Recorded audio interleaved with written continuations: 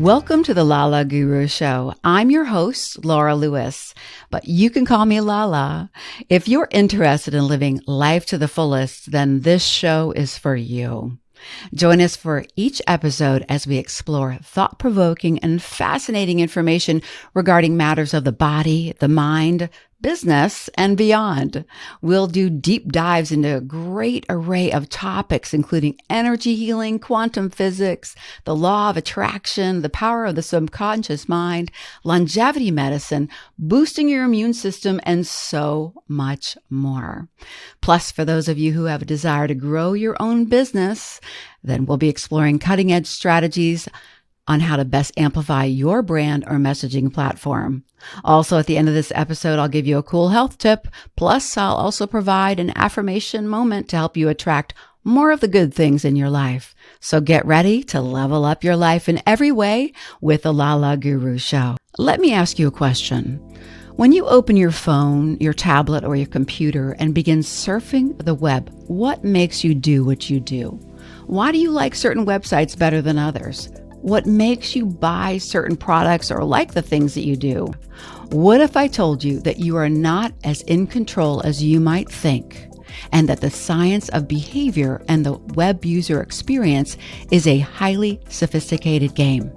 Starting with a background in psychology and statistics, Sam Morris has over a decade of search engine optimization, UX, and human web behavior analysis, working as a search engine optimization and search engine marketing expert across the United States and around the world with a large variety of clients, has given him unique insights into what end users are saying with their clicks.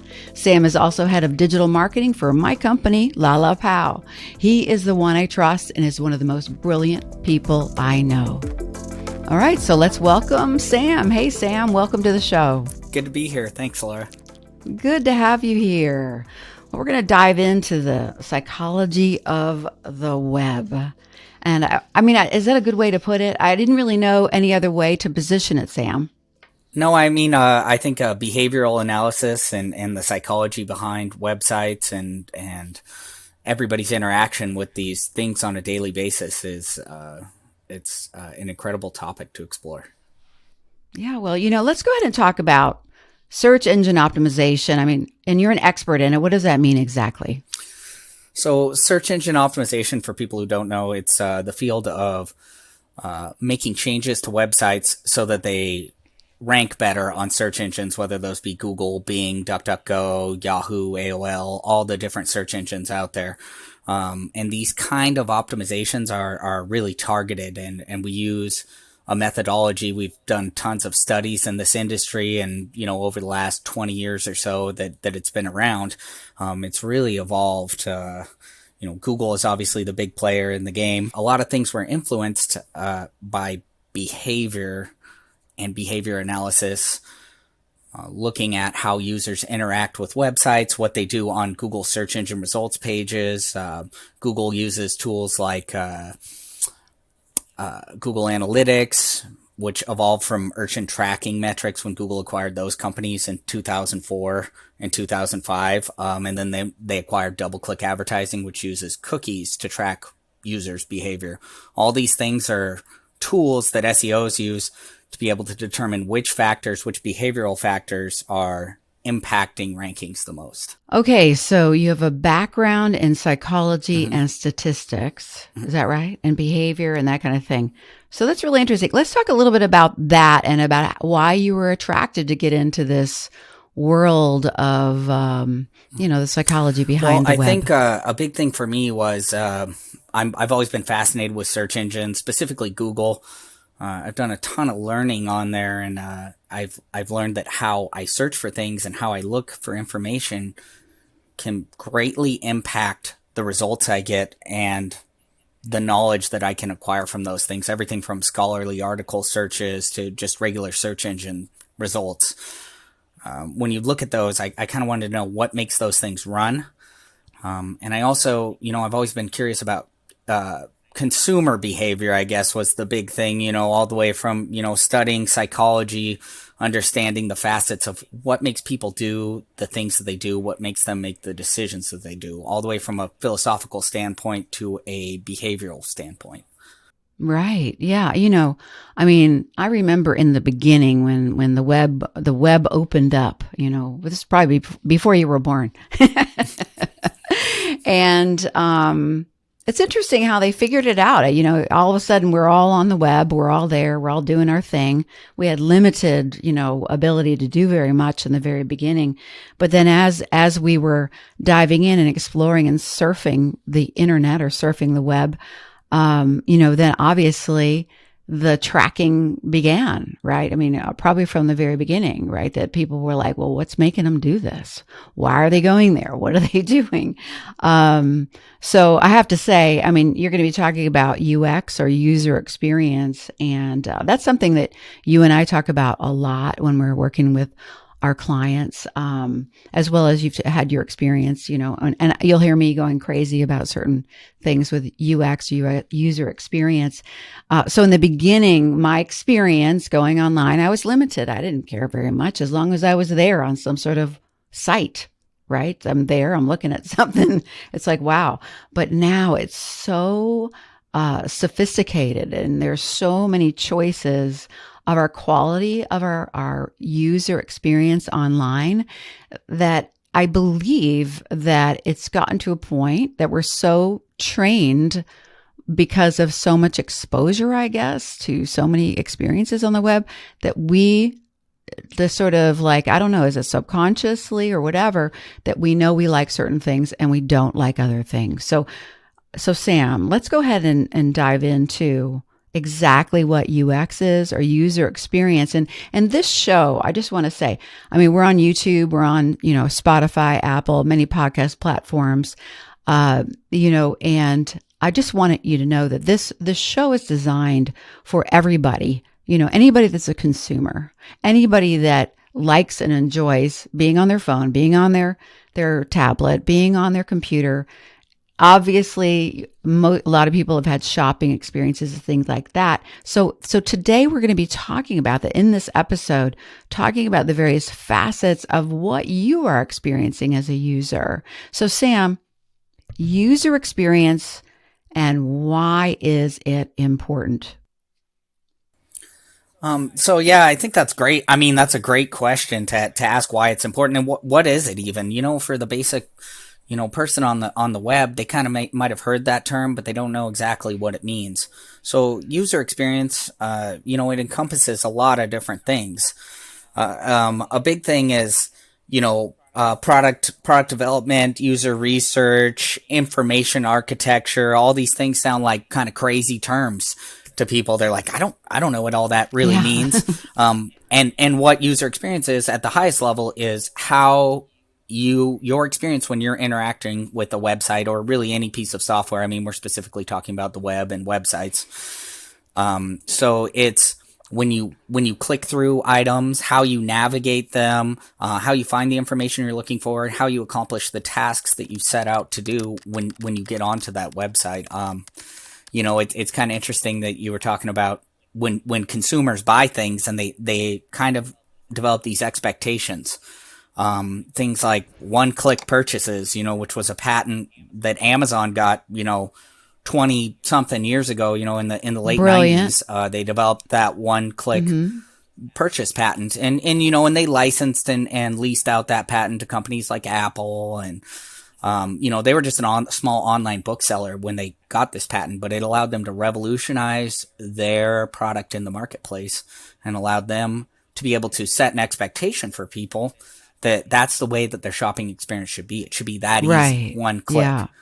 And when we look and analyze people's behavior, when we see more clicks down that funnel, we see a lot of drop-offs. I've seen a lot across a lot of different industries.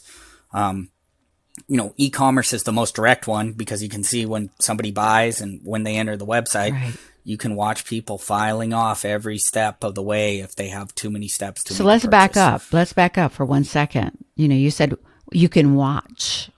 you can watch. Yeah. Okay, so there you go. Yeah. There's one of those things. So Somebody's watching. Yeah. Yeah. I mentioned before, Urchin Tracking. It was a company that was acquired by Google in 2005. And from that, they developed a program called Google Analytics. Google Analytics is it's everywhere on the web. It's on most websites. And what it does is it allows the administrators of the website to be able to monitor the behavior of people on the website. I can see when somebody enters into my website where they came from. If they came from Google or an advertisement or from social media. And then I can see how they're interacting with what page they landed on, where they went, if they added items to their shopping cart, if they purchased these items, or if they just left. And I can see those drop-offs. We can look at them collectively and say, here's the insights we can gain from those. We can see that they're taking too long to make a purchase. They're taking too long to find the information they're looking for. There's kind of barriers or drop-offs. So these tools were extremely valuable, and they really revolutionized the way that people build websites because they started listening to the users who landed on the website. Right. Yeah. So because with that information, for example, if you have a page, like, okay, I'll speak from a consumer. I'm a consumer. I go to a page. It takes too long for a video to play, or something that's supposed to motivate me to purchase something or do something or sign up for something. And I'll get impatient, I'll leave. And so you can see that with analytics, right? You can see where the drop off is, where I go, forget about it. I don't want to be part of this anymore, right? Yeah. Right, exactly. So you can see several factors that impact those things and indicate those things. Like for things loading too long, you would see things like bounce rate, which means a user leaves within 30 seconds. So a really high bounce rate is typically indicative of a long load time. Also, if you have advertising going and you see a lot of clicks that you're getting, but they're not translating to sessions in Google Analytics, right, that's also showing, hey, it's taking too long for the page to load. People are getting fed up and left. Mm-hmm. They just left the site. Yeah. Yeah. And so what do? So with that information, you're going to try to improve the experience, the user experience. Yeah. Exactly. And that's part of what we call, testing and iteration. So we're looking at things like we're testing it by having users go to the site, and then we're going to refine the site and make a new draft of it to address these issues that we're seeing, in the behavioral analysis, right, in the back. And I don't know if you were planning on talking about this in a little bit, Sam, but because I just mentioned, you're being monitored or watched or whatever. I mean, really seriously, the savvy marketers, even just the mid-savvy marketers, if they are aware of Google Analytics, small to mid-sized businesses to large businesses, but also there are other tools to even watch real-time behavior, which, listen, this episode is not for the real high-level tech people. We're speaking to you individuals that, maybe didn't know there was something called Hotjar, something like that. So can you talk a little bit about that, Sam? Yeah, those are, they basically take screen captures of the site. There's a lot of programs out there. Hotjar is a big one that has a lot of features and stuff. Microsoft has a program called Clarity that also is an analytics program to record user sessions. We can get heat maps and things like that. We can also have a live recording of the session. Wait. Heat maps. People don't know what that is. No. Heat maps would kind of show you where the most clicks are, where the most scrolls are. Maybe somebody doesn't scroll down after they're at the top of the page, or maybe there's drop-offs at a certain time. And maybe people are only going to one menu option at the top, or they're clicking on a CTA, or they're completely ignoring a CTA, which would be a call to action. Quick clarification. Call to action. I'm sorry. I'm just going to be the interpreter here.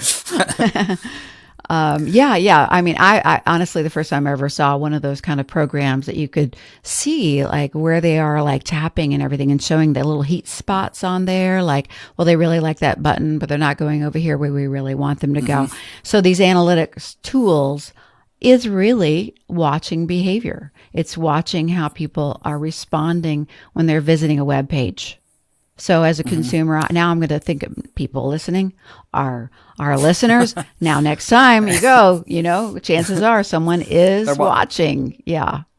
And I think the bottom line is sometimes people are uneasy about that feeling, but the reason why these tools are in place is so that administrators and people who are running these websites can provide a better experience for the end user. Right. It's really to serve them, to help them accomplish their goal. Even on informational sites, we would use these kind of analytics to be like, hey, we want them to be able to get to the piece of information they're looking for more easily. Yes. Maybe our on-site search isn't working well, or maybe our menu's too confusing, or these things, just so we can help people accomplish their tasks more easily and efficiently. Yeah, I didn't mean to say that like to scare people. I know I'm afraid now, what's that song? Somebody's watching me, or watching you, whatever it is.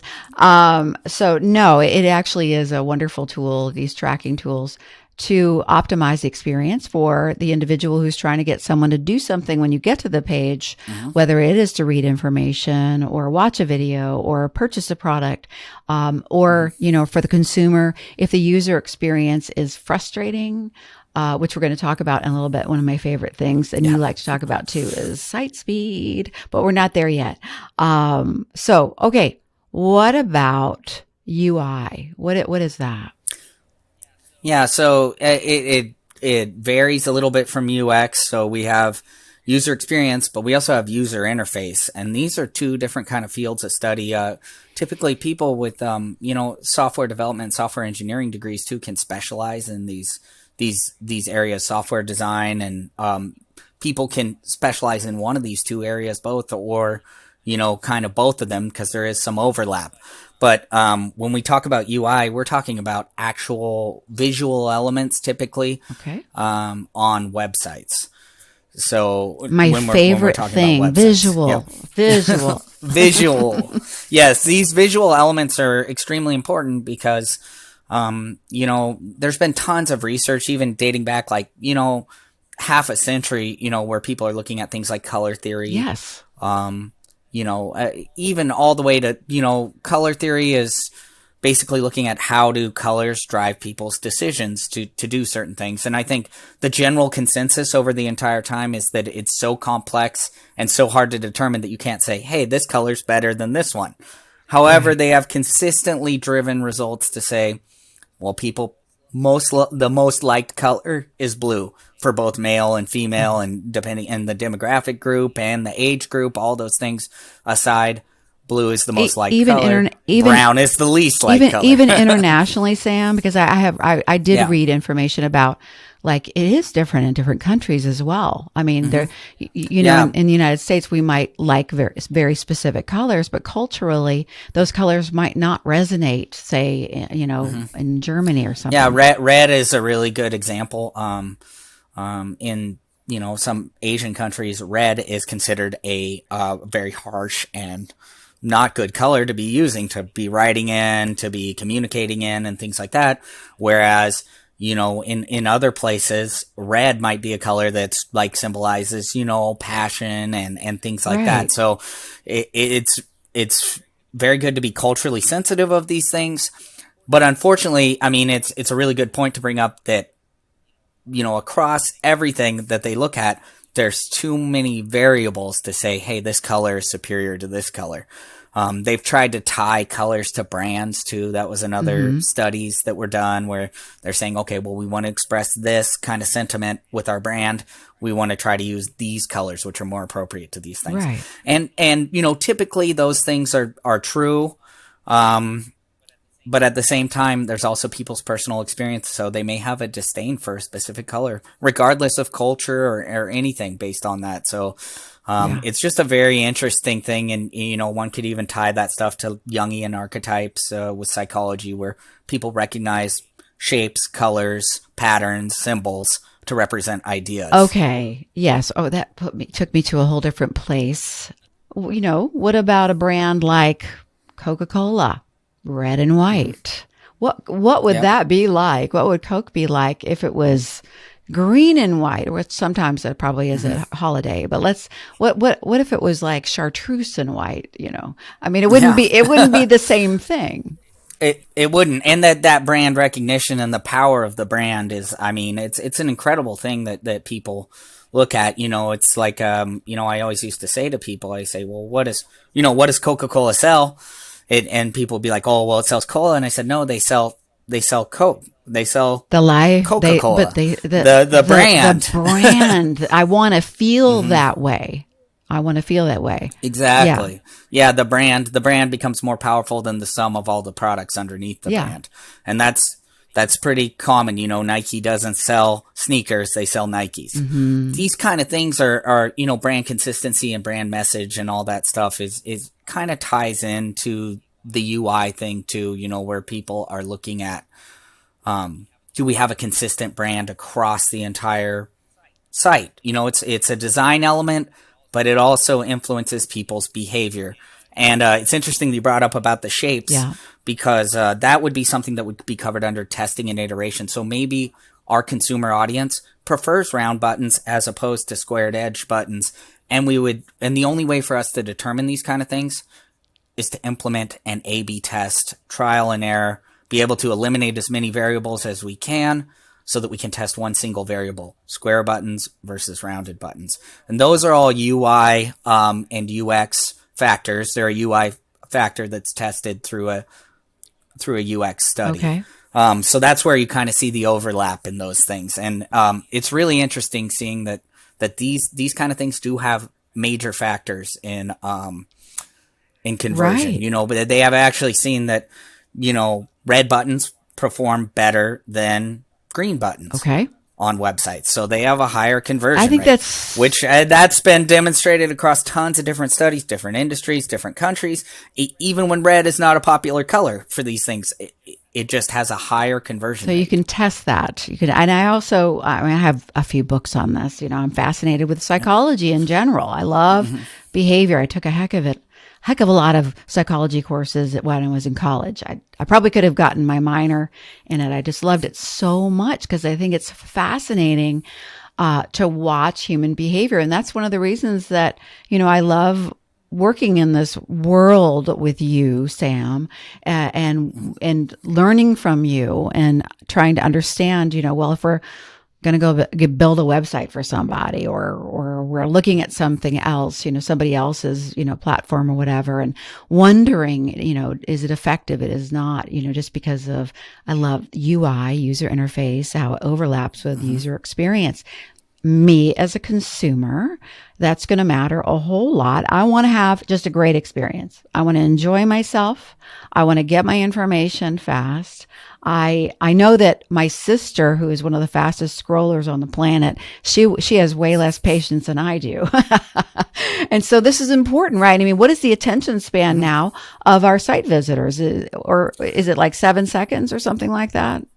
Well, when you say something like that, like how long are they focused on the page? I mean, there's some interesting statistics about, it kind of goes into site speed when we were talking about that. So the site speed, when we look at that, if your site takes 3 seconds to load, you're losing over half of your visitors at that point. And that would be your bounce rate. So wait. After 3 seconds, half of them are gone. Okay, because I wanted to reiterate that. 3 seconds.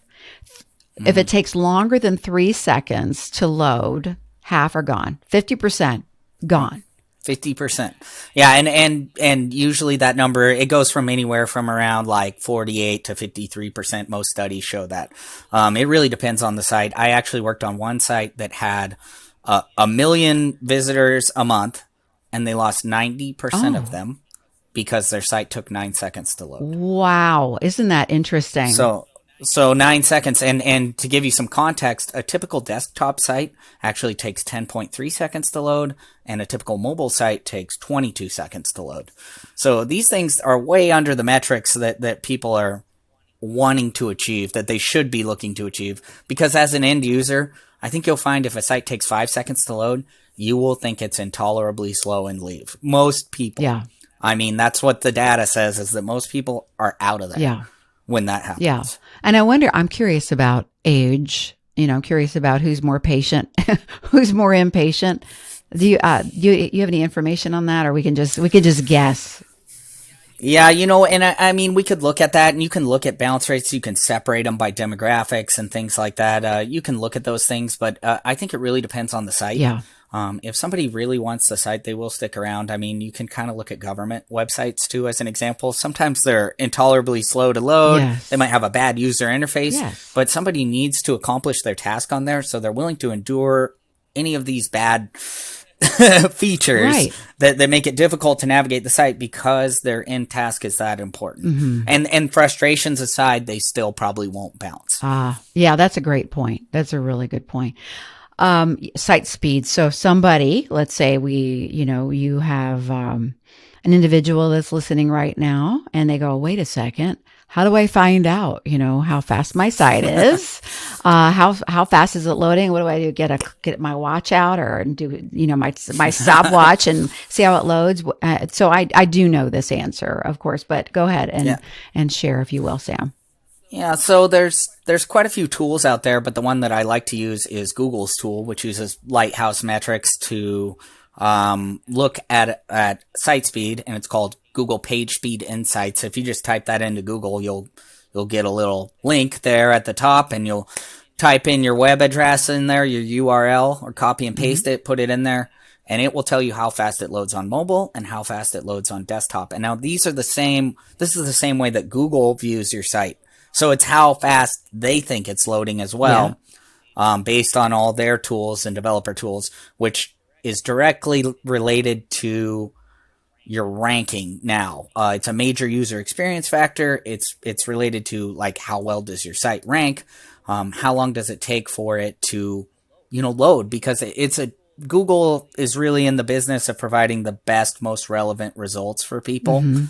And they see a poor load time as being a really poor quality result. Even if the information on it's amazing and everything else is amazing, they say, because you're going to lose half of your visitors, or you're going to lose 90% of your visitors because it takes longer, we don't want to serve this up to our customers, who are the people searching. Right. And Sam, so this is something that we look at, or you've looked at for a long time with your clients that you've had over the years, and also our clients. We are looking at to each individual site and each individual client that they come the brand. We take a look at it. And we look at these things. You'll analyze. You'll take a look at it and say, look, it's not loading fast. So here's the thing. The reason this matters is what you just said, is not only because you're going to lose potential people that you want to stay on your website, but also Google is kind of like, you've heard Google is king. Google's the big, teacher at the front of the classroom and then kicking people out or whatever, or you're going to sit at the back of the room. If you, okay, your competitor's site is super fast and great user experience. They're going to be sitting in that front teacher's pet seat at the front, right? And they're going to say, hey, you need to go sit at the back of the room, meaning you're on page two. You're on page two, which, page two, which is like sitting at the back of the classroom or sitting in the hallway, maybe that'll be page 3 or whatever. But that is, it's important. So Google, you as a person with a website or business with a website need to make sure not only for a consumer, that to make sure the user experience is great. The user interface is pleasing for them, and that kind of thing. But we want to make sure that the site is loading fast, because you're being graded by Google, and Google's going to drop you. They're going to take you down, and it's just the way it is. It's just the game with that part. So Sam, about when people say, that's one big reason why people say Google is king. What are some other reasons people would say that about Google? Yeah, so Google, really interesting. That was a really well put, the way that they send you down, they drop you in ranks. They look at a lot of different factors, and they're really, a lot of people talk about Google. You say, well, what's Google's product? And people will be like, oh, well, they sell advertising, right? That's how they make their money. But that's not their product. Their product is high quality, relevant results. So their results are consistently relevant. A lot of the time people Google stuff and they'll be like, That's exactly the answer to my question. People just treat Google like it's their buddy, and they're like, hey, I want to know this, or what do you know about this, or what's the answer to this problem that I'm having? And they type it right into Google.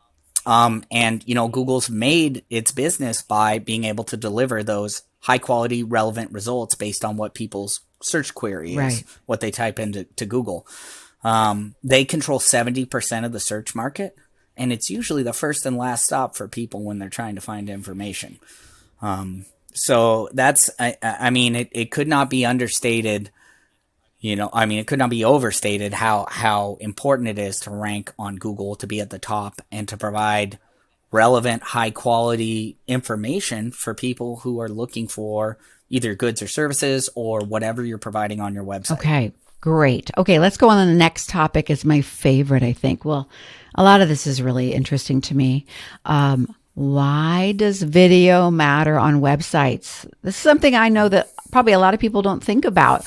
I have loved video for such a long time and worked, I've had one marketing client for a very long time. It just happened that I ended up being introduced to this doctor that, almost like, it was like, what, 20 years ago. I said, let's build a YouTube library. Let's do that.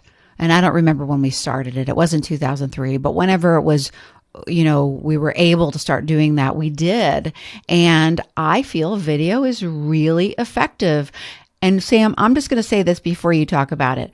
The reason I like it is not only as a consumer that I like to watch it, and I think that they say 80% of people that are on the web or on the internet would prefer to watch a video versus read about their brand or versus read about the information. But I also like it because I would type in a question I have, and if I have an exact match or a very close match to my question, then it's going to pop up that video, and I'm going to watch that video, and I'm going to be very transparent here. Okay.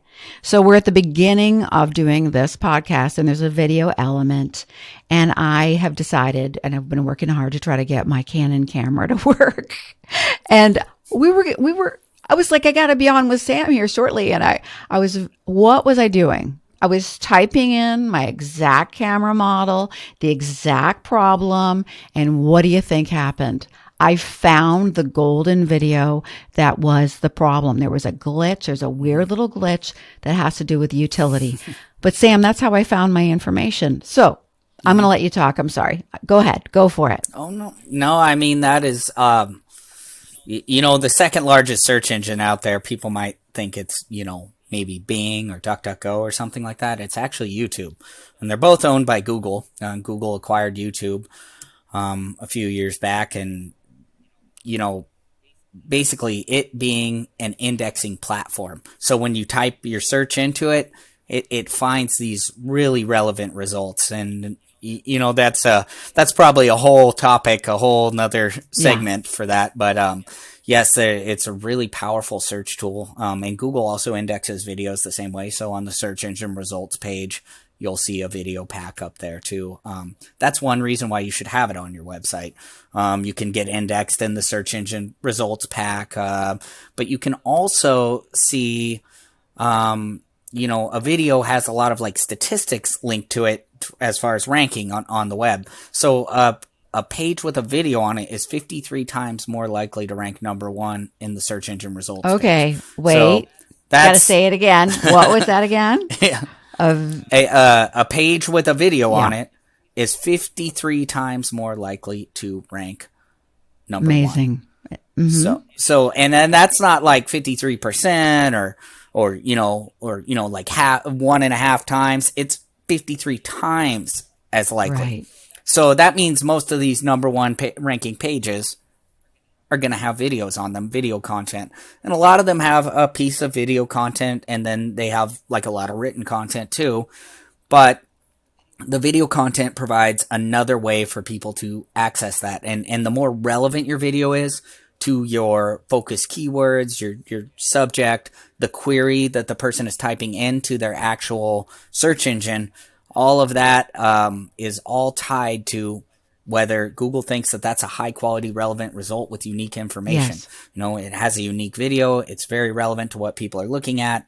That's the kind of, unique content that's an amazingly indexable and amazingly useful tool to the end user. So it provides back to the user experience thing, it provides a really great user experience for people. Yeah. And, I think we could actually do like a whole show about video because definitely. it brings to mind things like, Google, or excuse me, YouTube, which I always call YouTube Google's like sister or brother or something, or cousins, I mean, they are so closely related because of their, Google owns YouTube, but also they're listening, all the words that are being said, in the video. And so, yeah, it's very interesting you say that, because I mean, that's how, I've written a lot of like YouTube scripts for search engine optimization. And when we write the script, we write it like in the same format that we would write a web page.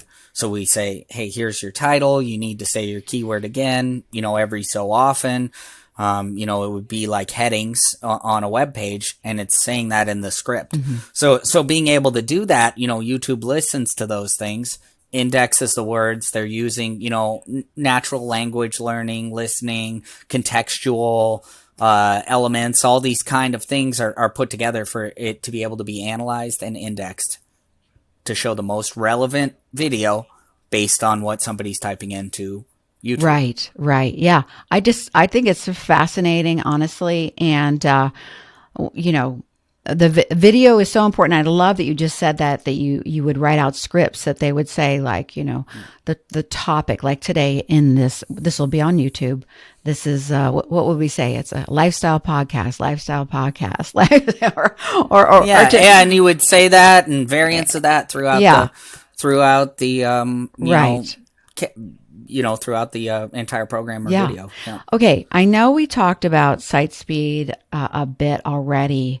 But Sam, I wanted to know, or we can share with our listeners and our viewers about if someone wanted to improve the site speed, for example, how, because I know that, we've probably stirred up some things and people are thinking about that either from a person that has their own website and they don't really know a lot about that. That's a very interesting thing. So if their goal would be to improve site speed, how would they go about doing that? Yeah, so that page speed insights tool that I talked about earlier, that gives you some specific information about what are the things that are causing your website to be slow. So a big one is images. Images always kind of come up on there. Images, they prefer there to be next generation formats, which are images that serve and load faster. And then there's a lot of elements for responsive design, and people don't kind of think about responsive design, but the fact is that you have a mobile phone, you have a computer, you have tablets, you have all these different sizes of screens, different resolutions of browsers. A website needs to be able to serve on all of those things. So as images load, they kind of have to build out pre-built sizes of images so that they can fit the most common types so that you can maintain a fast load time. Right. And to go along with all that, there's things like CSS and JavaScript. Which is code. Basically, right. The code languages that allow these things to happen in the background. Okay. They also allow things to load like videos. When we talk about videos, they're awesome to have on your website, but a lot of times that'll slow it down. So having those delivered in a specific way and formatted in a specific way, and in even putting placeholders, this is the most extreme kind of nuclear option, is putting placeholders where the video is, and you click on it and then it loads the video. It won't slow down your site loading time. Right. So all of these things, they'll show up on there. Another big one that we always look at is it's one of the top level things that Google ranks your site speed. It's called cumulative layout shift. Okay. It also has to do, it's a fancy way of saying when things move around when they're loading. So you ever been, as this happens on mobile a lot, you load up something and you're reading it, and then suddenly it shifts, and then it shifts again as you scroll down, and then it shifts, and the buttons move around, and it's insanely frustrating. Yeah, that is, a horrible user experience thing for anybody who's gone through it. It's just it's like one of the most frustrating things ever. And that has to do with the responsive design, how the code's called upon to make these things happen. So really, Google will identify in that page speed insights, like, hey, these are your biggest problems. It's your images. It's your JavaScript and CSS. It's your cumulative layout shift. It's all these things that we need to, address, and how important they are and how much time it's taking to load these resources. Right. So, it's a really specialized area of SEO and and web development, kind of coming together to make page speed optimizations happen. But the easiest thing to do would be to call somebody like you.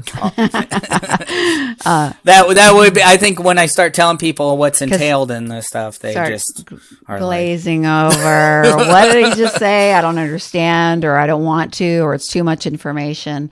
Yeah, really interesting. So to really sum up the topic overall, Sam, so we're talking about the psychology of the web and what makes people click, what makes them stay on web pages. And you've covered a variety of things. You've covered, user experience, the user interface, touched upon the colors and the shapes.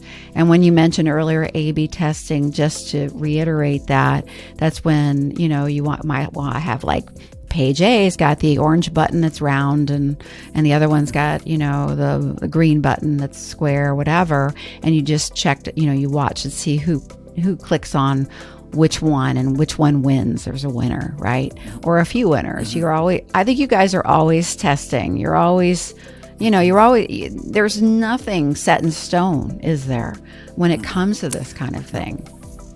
No, I always say I'm not attached to anything. And also, I've said this, it's been like my mantra. I said, well, I don't care if I like purple. Yeah. It doesn't matter if I like purple or I don't like purple. What matters is the consumer, the end user. What do they like? Right. What's going to work, and what does the data say? We'll let that guide us, and we'll find out the best way to serve their needs and wants, and with our user interface. I love it. Thank you, Sam, so much for being here. It's just always fun to talk to you. It makes my brain just starts to spin, but it's good. It's a good spinning. It's great information, and I hope that our listeners or our viewers have really gleaned something out of it. And if you have any questions, you can always reach out to me, and I also have contact information on YouTube in the description below. You can go ahead and go there and get in touch with Sam directly. So, Sam, thank you so very much for being here. Thank you. Thanks for having me. I know I'll see you soon. All right. Thank you. Okay, so at the beginning of this episode, I told you I was going to share a health tip, and I love health, and I'll tell you why. Health has been my passion for years and years and years. I was like 10. I loved, healthy things, which was very unusual, I guess.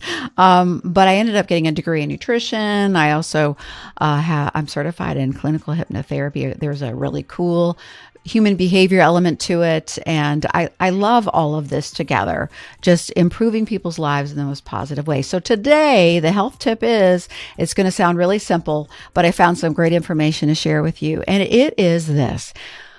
When you roll out of bed, are you stretching? Really, seriously, are you rolling out, slogging the way to the bathroom or wherever, going to get your cup of coffee, and you're all sort of tight and hunched over, So the thing is that you should either stretch while you're in bed or stretch right when you get out of bed. Do a little stretch, a side stretch, bend over, move around. And I'll tell you why it's important to stretch when you wake up. First of all, it improves flexibility. It says stretching can help lengthen your muscles and improve your range of motion. Everybody wants that, right? As we get older, there's a tendency your body will contract if you don't keep moving, and stretching is a part of that. When you stretch in the morning, you have better circulation, which is important. You'll reduce your injury risk. Think about that. If you're not stretching, I always like to use this analogy. Years ago, I was like some crazy fitness queen, aerobics queen, whatever. And I used to say this, it's important to stretch because imagine your muscles or your body is like a little frozen chicken wing. What would you do if you took that little chicken wing or chicken leg And you just did that, and you didn't warm it up and stretch it. It would tear, it would snap. So it's really important for you to stretch your body and lengthen your muscles and get things going. You're going to have less back pain. Think about that. That would be good. You're going to have less stress in your life. And I love this stat right here. Stretching activates your parasympathetic nervous system, which can help induce calmness. Stretching can induce calmness. Have you heard of that before? And the last thing is that if you stretch when you get out of bed in the morning or in bed, you're going to have better posture. And that's because tight muscles, think about this, tight muscles can pull your body into a poor posture. Combining a stretching program with core strengthening can help improve your alignment. So, is that motivation to stretch or what? Yes. All right. Very good. And the affirmation exercise I had for you today, and I'm going to go ahead and share that with you as well. Just take a moment. We're going to take just a minute. And I want you to just either, if you're driving, don't close your eyes. But if you're sitting still or lying down somewhere, just close your eyes for a minute. And just allow yourself to get in touch with the gravity that's sort of pulling you down into your chair on your bed. Feel your body begin to relax. And I just want you to imagine this sort of pink cloud all around you. Imagine that. It's nice. It's got like little sparkles in it. And that beautiful pink cloud all around your body, or a circle or a sphere, whatever works for you.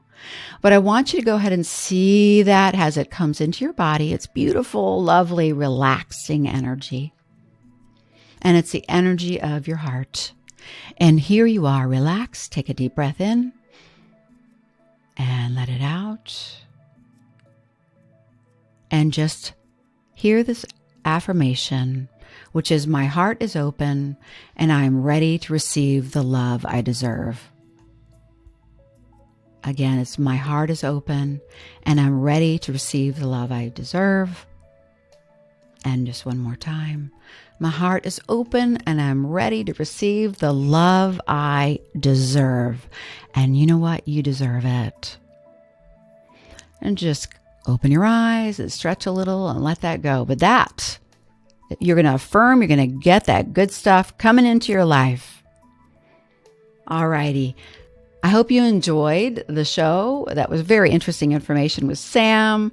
Also our health tip and our little affirmation exercise. We'll do one every single episode moving forward. So I want to thank you for tuning in to the LaLaGuru Show. I hope you enjoyed it as much as I did.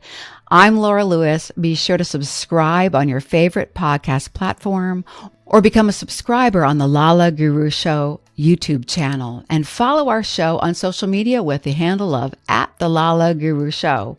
Until next time, here's to creating your most extraordinary life.